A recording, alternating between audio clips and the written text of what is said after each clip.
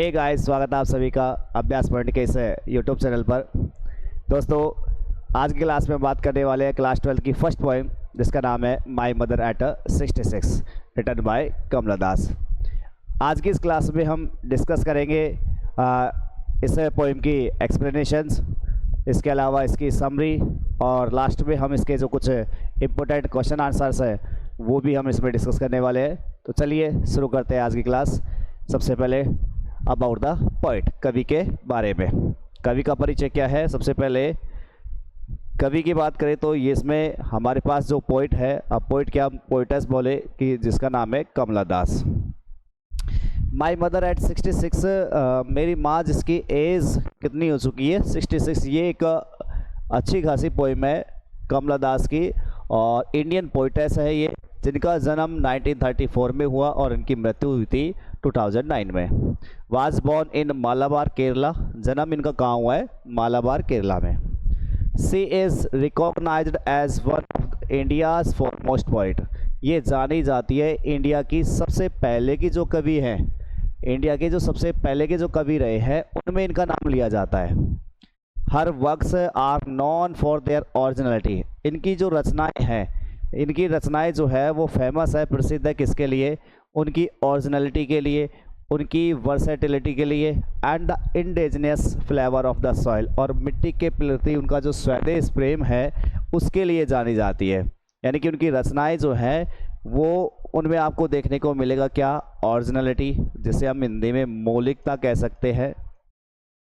इनकी पोइम में आपको मौलिकता देखने को मिलेगी। इनकी पोइम में आपको वर्सेटिलिटी यानी कि बहुमुखी जो चीज़ें हैं वो आपको देखने को मिलेंगी। इसके अलावा इंडिजिनस फ्लेवर यानी कि स्वदेश प्रेम जो है वो आपको देखने को मिलेगा। फ्लेवर मतलब जाएगा, देश के प्रति जो अच्छा एक देश प्रेम वाली जो भावना है वो आपको इसमें देखने को मिलेगी। ऑफ द सॉइल, हमारी इस मातृभूमि के लिए। Kamala Das has published many novels and short stories in English and Malayalam. Kamala Das ने कई सारी शॉर्ट स्टोरीज लिखी है, कई सारी इन्होंने नॉवेल्स लिखे हैं, और इस लैंग्वेज में लिखे हैं तो इन्होंने लिखा है इंग्लिश के अंदर, और साथ ही साथ मलयालम जो साउथ की लैंग्वेज है उसमें भी इन्होंने लिखा है। अंडर द नेम माधवी कुट्टी, इस नाम से उन्होंने लिखा है अपना नाम। मलयालम जो लैंग्वेज है उसमें किस नाम से लिखा करती थी? ये माधवी कुट्टी के नाम से। Some of our works in English include the novel Alphabet of Lust. अगर हम उनकी रचनाओं की बात करें तो उनकी रचनाओं में इंग्लिश के अंदर जो उनकी रचनाएं हैं उनमें एक नॉवल है जिसका नाम दे रखा है अल्फ़ाबेट ऑफ लस्ट, जो कि पब्लिश हुआ 1977 में। ये कलेक्शन है किसका? शॉर्ट स्टोरीज़ का। इनके अलावा एक इनका पास कलेक्शन है किसका? शॉर्ट स्टोरीज़ का, जो कलेक्शन का नाम है Padmavati the harlot of and the other stories, जो कि पब्लिश हुआ था 1992 में। In addition to live books of poetry, book के इन्होंने बहुत सारी 5 बुक्स है, जो 5 बुक्स है पोइट्री के अंदर। उनके अलावा उनके पास एक शॉर्ट स्टोरीज़ का कलेक्शन है किस नाम से? Padmavati the harlot and the other stories के नाम से, और एक उनका नोवेल है जिसका नाम है अल्फ़ाबेट ऑफ लस्ट, जो कि 1977 में पब्लिश हुआ था। सी इज़ सेंसिटिव राइटर, बड़ी ही सेंसिटिव राइटर ये रही हैं, संवेदनशील लेखक ये रही है, क्योंकि आप सभी जानते हैं देश प्रेम की भावना इनके अंदर बहुत ज़्यादा है, तो सेंसिटिव पोइट ये रही हैं। और जिन्होंने कैप्चर किया है अपने सूक्ष्म बारीकियों को, उन्होंने अपने मानवीय संबंधों के बीच में जो सूक्ष्म बारीकियाँ हैं, कॉम्प्लेक्स का मतलब सूक्ष्म कह दो, सब्टिलिटीज़ का मतलब बारीकियाँ, ये इन्होंने अब दिखाई है इन लैरिकल आइडियम्स, बड़े ही लयबद्ध तरीके से मुहावरे पेश करते हुए। और उसी का में एक एग्जांपल है my mother at 66 is an example, वो इसमें यहाँ पर एक एग्जांपल है। बिफोर यू रीड, पढ़ने से पहले कुछ आपको बातें यहाँ दी जा रही है। जैसे कौन कौन सी बातें हमारे पास में है? कहता है बिफोर यू रीड, पढ़ने से पहले, ageing is a natural process. आप सभी को पता है कि उम्र का बढ़ना एक स्वाभाविक सी बात है। जो आदमी ने जन्म लिया है धीरे धीरे उसकी एज बढ़ेगी भी, और एक समय आएगा कि उसकी मृत्यु होना तय है। तो aging is a natural process. Have you ever thought, क्या आपने कभी सोचा इस बारे में कि what our elderly parents expect from us, कि हमारे जो एल्डरली पेरेंट्स हैं हमारे जो बड़े माता पिता या दादा दादी जो भी है वो हमसे क्या उम्मीद करते हैं, क्या आपने कभी इस बारे में सोचा भी है? ये पोएम जो है कुछ इसी बारे में है कि यहाँ लेखिका जो है कि कमला दास वो अपने माँ को यहाँ सी ऑफ करने के लिए आई हुई है, विदा करने के लिए आई है। एक बार मैं इस पोएम का ओवरव्यू आपको दे देता हूँ कि इस पोएम में हम क्या कुछ पढ़ने वाले हैं। तो इस पोएम में जो हमारी ऑथर है जिनका नाम है कमला दास, ये कमला दास जो है वो अपने घर से निकल करके जा रही है कोचीन एयरपोर्ट की तरफ, वहाँ से उसे फ़्लाइट पकड़नी है। तो ये अपनी माँ जो है उसके साथ साथ आ रही है कोचीन एयरपोर्ट की तरफ। तो अपनी माँ को देख करके, अपनी माँ को देख करके, जो कि माँ की एज जो है बहुत ज़्यादा हो चुकी है, तो उस वजह से माँ जो है उसके साथ साथ है। तो माँ को देख करके उसे ऐसा लगता है कि कहीं मेरी माँ जो है वो अगली बार जब मैं यहाँ आऊँ तो वहाँ कहीं ज़िंदा ही ना बचे। तो इस वजह से दुखी मन से वो इसको सी ऑफ करने के लिए यहाँ पर आ जाती है। तो देखते हैं यहाँ से हम वन बाय वन लाइन तो पढ़ेंगे। सबसे पहले इसकी एक्सप्लेनेशन देखते हैं, फिर इम्पोर्टेंट इसके कुछ कीवर्ड्स या हाइलाइट्स हम पढ़ेंगे, और लास्ट में इसके इम्पोर्टेंट क्वेश्चन आंसर्स आरबीएससी की जो बुक है उसमें क्या क्या दिए जा रहे हैं उनके बारे में भी हम डिस्कस करने वाले हैं। तो चलिए स्टार्टिंग कर लेते हैं अब। Driving from my parents home to Cochin last Friday morning I saw my mother beside me. तो लेखिका जिसका नाम है कमला दास, उनका कहना है कि मैं ड्राइविंग कर रही थी, मैं गाड़ी चला के जा रही थी। कहाँ से जा रही थी? फ्रॉम माई पेरेंट्स होम, अपने माता पिता के घर से मैं जा रही थी। कहाँ जा रहे थे? टू कोचीन। कोचीन क्या है? कोचीन एयरपोर्ट के बारे में बात हो रही है। तो कोचीन एयरपोर्ट जो है वहाँ मैं जा रही थी, वहाँ के लिए मैं निकल रही थी। लास्ट फ्राइडे, पिछले ही शुक्रवार की बात थी, और ये समय था कब का? मॉर्निंग का। तो कमला दास का कहना है कि मैं घर से कोचीन एयरपोर्ट के लिए ड्राइविंग करते हुए जा रही थी पिछले शुक्रवार की सुबह को। मैंने क्या देखा? मैंने देखा माई मदर। मैंने किसको देखा? मेरी माँ को देखा। ऐसा माई मदर, मैंने अपनी माँ को देखा। बिसाइड मी, जो बिल्कुल मेरे बगल में बैठी हुई थी। माँ कहाँ थी? मेरे बिल्कुल बगल में बैठी हुई थी। क्या कर रही थी माँ उसके बारे में बताया जा रहा है। डोज, माँ जो थी वो उसको नींद की झपकी आ रही थी। वो एक तरीके से कहते हैं ना कि एक तरीके से अंगड़ाई ले रही थी, उसको उबाऊ टाइप में हो रही थी, वो नींद की झपकी ले रही थी। ओपन माउथेड, और उनका जो मुंह था ना वो कैसा था? बिल्कुल खुला हुआ। अब माँ है बगल की सीट पे बैठी हुई है, उसको नींद आ रही है और उसका मुंह भी कैसा है? बिल्कुल खुला हुआ है, ओपन माउथेड है। मैंने देखा her face ashen like that of a corpse. लेखिका कहती है मैंने मेरी माँ का जो चेहरा है उसे देखा, उसका चेहरा कैसे नजर आया? बिल्कुल एशियन की तरह। एशियन क्या होती है? राख। माँ का जो चेहरा था बिल्कुल राख की तरह नजर आता, जैसे कि like that of a cops, जैसे कि एक कॉप्स, कॉप्स बोले तो लाश या शव। जैसे लाश के बाद में, बिल्कुल शव के बाद में जब इसको दफन दिया जाता है या इसको जला दिया जाता है, उसके बाद जो राख बचती है बिल्कुल उसकी तरह मेरी माँ का जो चेहरा था वो मुझे नज़र आया। अब यहाँ से लेखिका जो है वो अपनी माँ के लिए बहुत ज़्यादा टच हो जाती है। उसे एक तरीके से कहते हैं ना कि उसे वो दिन याद आने स्टार्ट हो जाते हैं कि कभी मेरी माँ जो थी मेरे लिए हर चीज़ वो प्रोवाइड करवा दिया करती थी, मैं मेरी माँ के साथ खुश थी। तो आज माँ का जो चेहरा है उसे बिल्कुल एशियन की तरह, बिल्कुल एक राख की तरह, जो कहते हैं ना राख, उसकी तरह वो नज़र आ रहा है। और जैसे कि राख किसमें? बिल्कुल जैसे लाश की जो राख हो जाती है वैसा उसका चेहरा मुझे नज़र आ रहा है। एंड रियलाइज्ड विद पेन, और मैंने महसूस किया। कैसे महसूस किया? दर्द के साथ मैंने महसूस किया कि she was as old as she looked, कि मेरी माँ जो थी ना अब वो उतनी ही बूढ़ी हो चुकी थी जितना कि वो दिखाई दे रही थी। क्योंकि मेरी माँ की एज शुरुआत में ही बता रखी है कितनी है? 66। तो मेरी माँ जो है उसकी एज अब इतनी हो चुकी थी जितना कि वो दिखाई दे रही थी। She was as old as she looked, वह उतनी ही बूढ़ी थी जितनी कि वो दिखाई दे रही थी। ये बात मैंने रियलाइज़ कर ली, ये बात मैंने महसूस कर ली विद पेन, दर्द के साथ में। But soon put that thought away, लेकिन शीघ्र ही मैंने क्या किया? मेरे जो विचार थे इन विचारों को मैंने दूर कर दिया। दैट थॉट अवे, उन विचारों को क्या कर दिया? दूर कर दिया। विचार अब दूर कैसे किया? and looked out at young trees sprinting.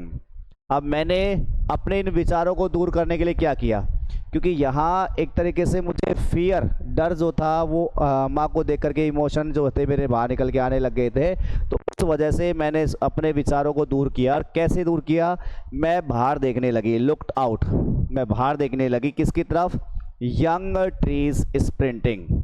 Young trees, young का मतलब वैसे तो युवा होते हैं, लेकिन यहाँ पर हरे भरे, यहाँ यंग मीन्स क्या लगाएंगे हम, कि जो हरे भरे पेड़ थे वो पेड़ कैसे नजर आ रहे थे मुझे, स्प्रिंटिंग। स्प्रिंटिंग का मतलब भागते हुए, पीछे छूटते हुए।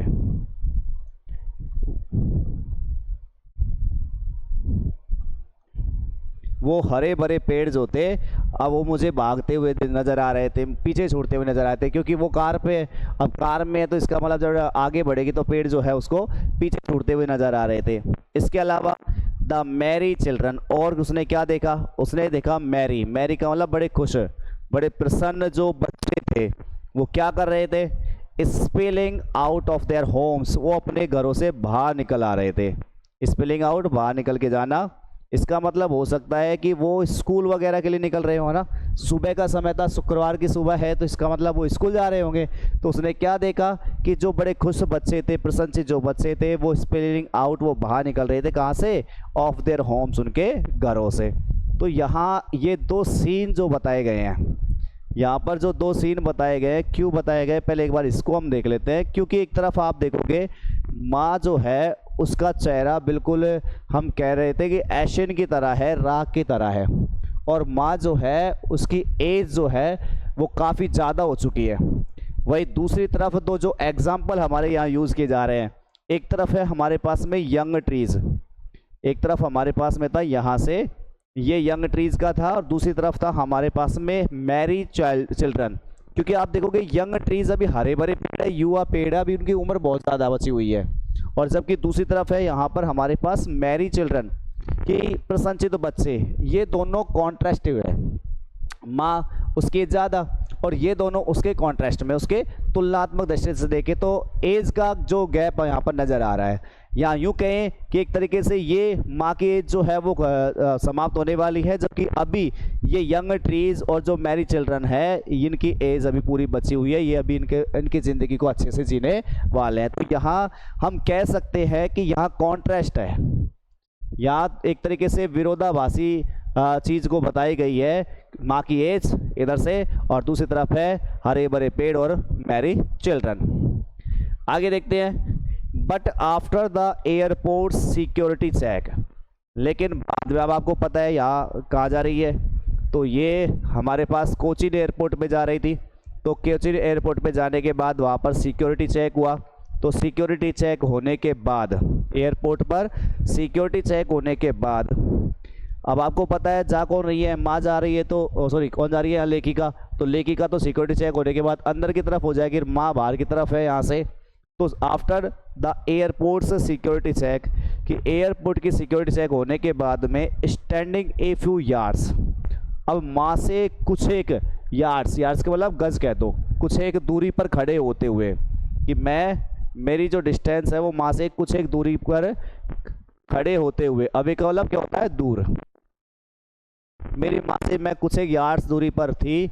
I looked again at her, मैंने एक बार फिर से देखा, किसे देखा मैंने, मेरी माँ को एक बार फिर से देखा, मेरी माँ को मैंने एक बार फिर से देखा। और मेरी माँ मुझे कैसी नज़र आई, वैन बोले तो बिल्कुल एक तरीके से फीकी, कलरलेस। वैन बोले तो क्या होता है, कलरलेस, यानी कि बिल्कुल कैसी नज़र आई थी, उसमें जैसे बिल्कुल फीकापन आ गया हो, एक तरीके से बिल्कुल निढाल हो गई हो, कोई चमक जो है उसके अंदर बिल्कुल नहीं बची हुई थी। कैसी नज़र आ रही थी मुझे, पेल, पेल बोले तो एक तरीके से बिल्कुल पीली सी मुझे नज़र आ रही थी। कैसी, बिल्कुल एक कमज़ोर सी महिला जो है वो मुझे नज़र आ रही थी। तो मैंने देखा एक बार फिर से मेरी माँ की तरफ, मेरी माँ जो थी वो बिल्कुल वैन बोले तो कलरलेस, बिल्कुल फीकी सी, पीली सी, कमज़ोर सी मुझे नज़र आ रही थी। किसकी तरह, as a late winter's moon, किसकी तरफ नज़र आ रही थी मुझे, जैसे कि सर्दियों, देर सर्दियों का जो चांद होता है, देर सर्दियों का मतलब जाती हुई सर्दियों का जो चांद होता है, जो बिल्कुल फीका पड़ जाता है, उसके अंदर बिल्कुल भी आभा चमक नज़र नहीं आती है, ठीक उसी प्रकार से मेरी माँ जो थी, उसकी शक्ल, उसकी जो एक तरीके से फेस है उसका जो बिल्कुल कलरलेस था, बिल्कुल पीला था, फीका था। और इस प्रकार से यहाँ उसकी तुलना की जा रही है किससे? एक लेट विंटर मून के। लेट विंटर मून बोले तो देर या लास्ट में जो सर्दियाँ होती है, जब जाती हुई सर्दियाँ होती है, उस समय चांद जो ऐसा होता है, उस चांद से यहाँ तुलना की जा रही है किसकी? माँ के फेस की। तो हम कह सकते हैं, देखो यहाँ एक वर्ड यूज़ किया जा रहा है एज, और यहाँ एज का यूज़ किया जा रहा है और तुलना की जा रही है किससे?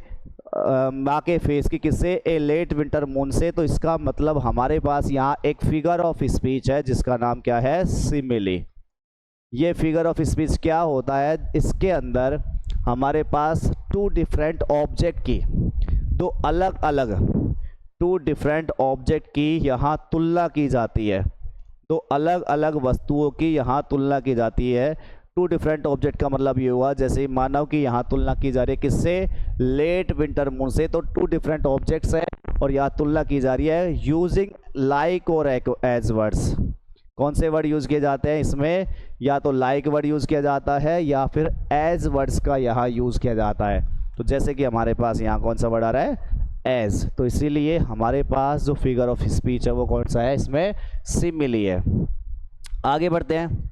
ये हमारे पास क्वेश्चन भी होगा, लेट विंटर मून से इसको कंपैरिजन किया गया है, तुलना की गई है। एंड फेल्ट दैट, और मैंने महसूस किया, क्या महसूस किया मैंने? एक बार फिर से, दैट ओल्ड फैमिलियर। क्या मैंने महसूस किया एक बार फिर से? दैट ओल्ड फैमिलियर एक, वो ही मेरा पुराना परिचित दर्द। फैमिलियर बोले तो परिचित, एक का मतलब क्या होता है? दुख या दर्द। एक बार फिर से मुझे मेरा वो पुराना जाना पहचाना दर्द जो था वो मुझे एक बार फिर से महसूस होने लगा। और ये मेरा जाना पहचाना पुराना दर्द क्या था? माई चाइल्डहुड फियर, मेरे बचपन का वो ही डर। क्या होता है बचपन का डर? बचपन का डर यही होता है कि कहीं मेरी माँ जो है मुझे छोड़ करके ना चली जाए। तो ये मेरा पुराना बचपन का जो डर था, जाना पहचाना जो दर्द था, डर जो था, वो वापस एक बार फिर से मैंने महसूस किया। बट लेकिन फिर भी ऑल आई सेड, जो कुछ मैंने वहाँ कहा, क्योंकि मैं मेरी माँ से कुछ डिस्टेंट, कुछ दूरी पर थी, और जो कुछ मैंने वहाँ पर कहा वो क्या था? वो था सी यू सून अम्मा। जाते जाते मैंने क्या बोला माँ से? कि सी यू सून अम्मा, कि अम्मा हम वापस मिलेंगे। एक तरह तो मुझे खुद ये लग रहा था कि जैसे मैं लास्ट बार मेरी माँ से मिल रही हूँ, लेकिन फिर भी उसके बाद भी मैंने ये कहा सी यू सून अम्मा, की अम्मा फिर से मिलेंगे। एंड ऑल आई डिड, और जो कुछ मैंने वहाँ किया, ऊपर तो कहता है ऑल आई सेड, जो कुछ मैंने कहा वो क्या था? सी यू सून अम्मा, कि अम्मा एक बार फिर हम वापस से मिलेंगे। और जो कुछ मैंने किया वहाँ पर वो था, वो क्या था? Smile and smile and smile, यानी कि मुस्कुराना, मुस्कुराना और मुस्कुराना। बस मैं यही करती रही कि मैं मेरी माँ को देख करके स्माइल करती रही, उसे एक तरीके से इस प्रकार से एनकरेज करने की मैंने कोशिश की कि मानो मैं उससे वापस से मिलने वाली हूँ। तो इसीलिए मैंने लास्ट में जाते जाते क्या किया? Smile and smile and smile, और लास्ट तक मैं केवल स्माइल करती रही। इस प्रकार से ये हमारी पोएम थी। अब हम उसके कुछ हाइलाइट्स, कुछ इसके कीवर्ड्स हम पढ़ लेते हैं ताकि हमें पोएम जो है और अच्छे से समझ में आ जाए। तो बात कर लेते हैं एक बार हाइलाइट्स के बारे में, क्या इसमें हाइलाइट्स रहने वाली है। ये कुछ पॉइंट्स यहाँ बने हुए हैं तो इनके बारे में हम पढ़ लेते हैं। हाइलाइट्स है इसमें हमारे पास में कि सबसे पहले ऑथर का नाम क्या है? कमला दास, जिसका जन्म 1934 में हुआ, जिसकी मृत्यु 2009 में हुई। इज़ रिकॉग्नाइज्ड, ये पहचानी जाती है, किस लिए पहचानी जाती है? As one of India's foremost poets में, यानी भारत के जो सबसे पहले के जो कवि रहे हैं ना, उनमें से एक ये मानी जाती है, उनमें से एक के तौर पर इनको पहचाना जाती है। और ये फेमस है, नॉन मीन्स फेमस, ये फेमस है किसके लिए? फॉर हर ओरिजिनलिटी, अपनी मौलिकता के लिए। ये अपने असूलों पर हमेशा टिकी रहने वाली थी, अपनी मौलिकता के लिए जानी जाती है, अपनी वर्सेटिलिटी के लिए जानी जाती है, बहुमुखी प्रतिभा के लिए जानी जाती है, ये बहुमुखी प्रतिभा के लिए जानी जाती है।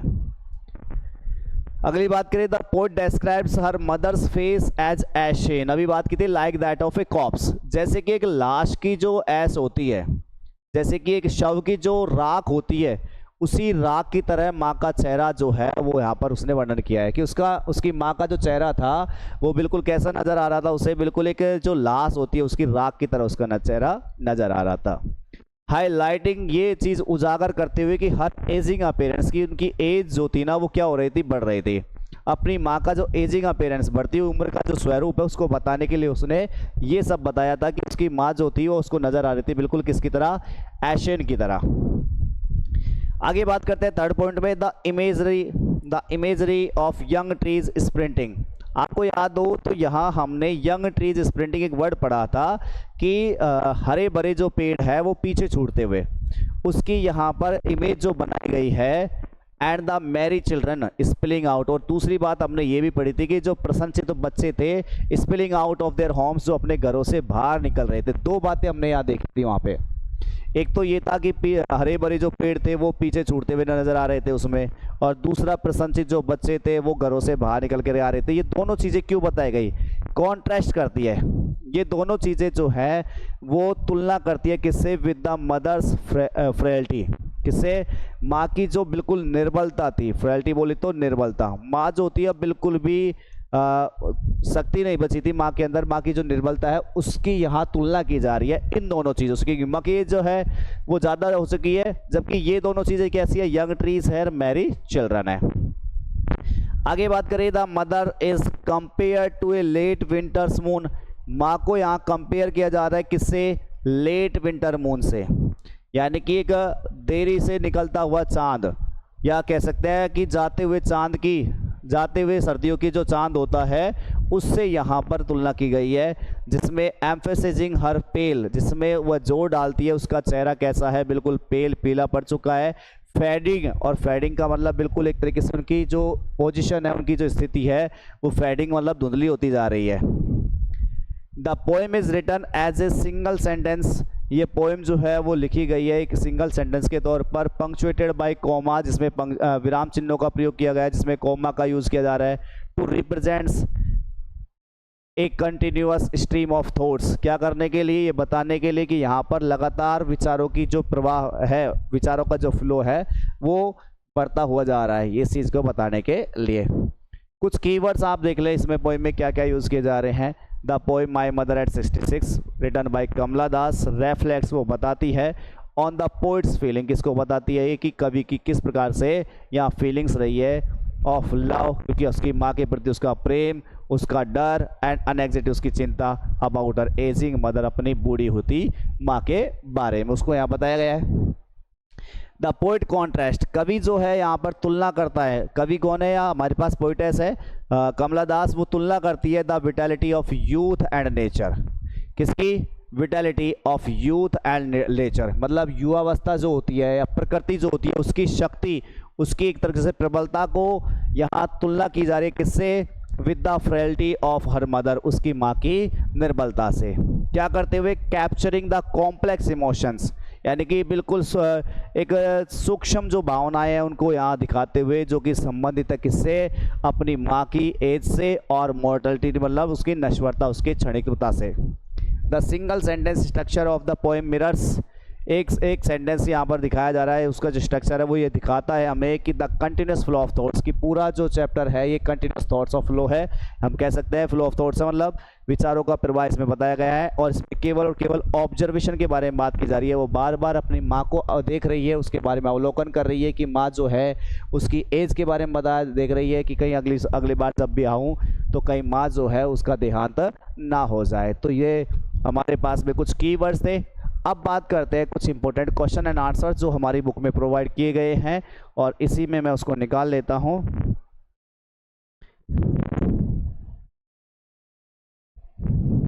तो चलिए कुछ हमारे इंपॉर्टेंट क्वेश्चन आंसर्स आरबीएससी की जो बुक में दिए जाए थे उनके बारे में डिस्कस कर लेते हैं।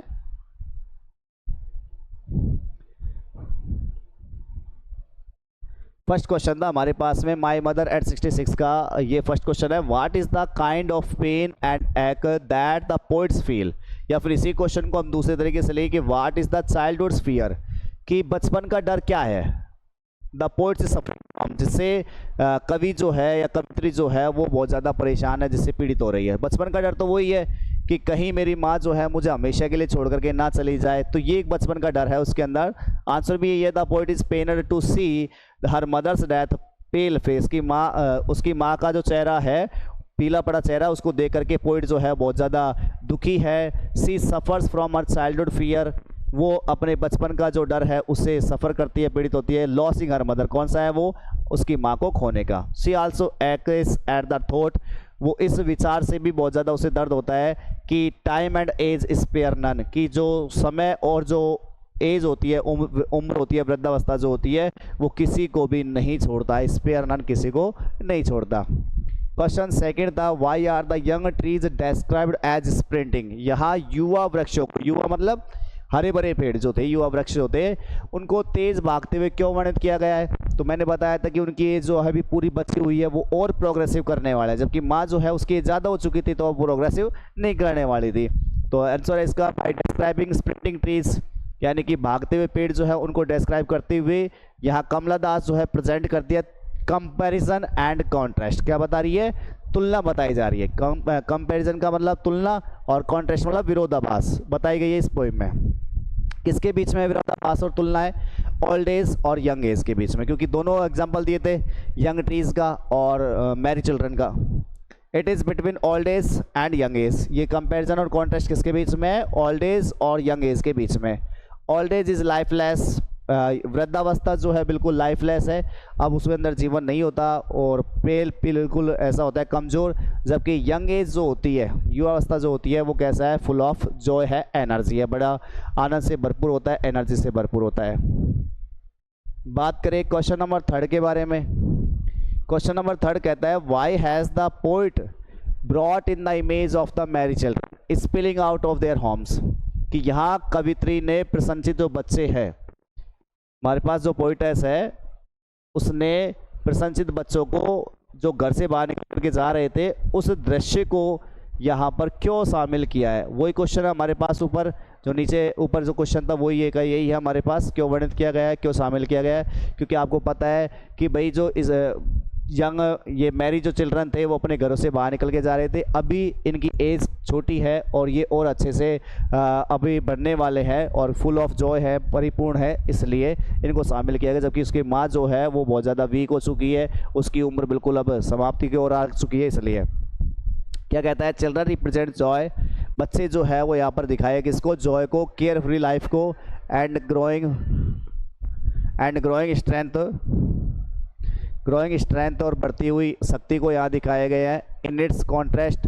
और जबकि इसके विपरीत बात करें तो पोइट्स की माँ जो है वो विक्टिम है किसकी, सोरोफिल ओल्ड एज की, यानी कि दुख से भरा हुआ जो उसका बूढ़ा शरीर है उससे भरी हुई है, बिल्कुल उसके बहुत ज़्यादा उसको परवाह की ज़रूरत है, वीकनेस उसके अंदर कमजोरी है।